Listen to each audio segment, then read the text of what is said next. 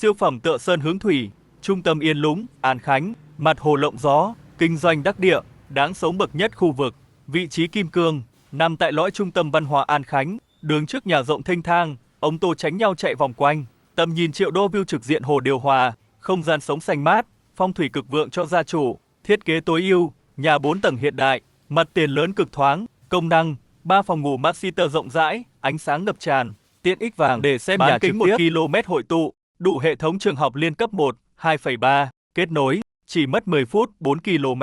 để di chuyển ra sân vận động Mỹ, Đình và các trung tâm hành chính phía Tây, phù hợp, vừa ở hưởng thụ, vừa làm văn phòng, spa, cà phê hoặc kinh doanh đa dạng loại hình, giá bán, chỉ nhỉnh 10 tỷ, có thương lượng cho khách thiện chí, liên hệ em Việt 0917319555 để được hỗ trợ tốt nhất.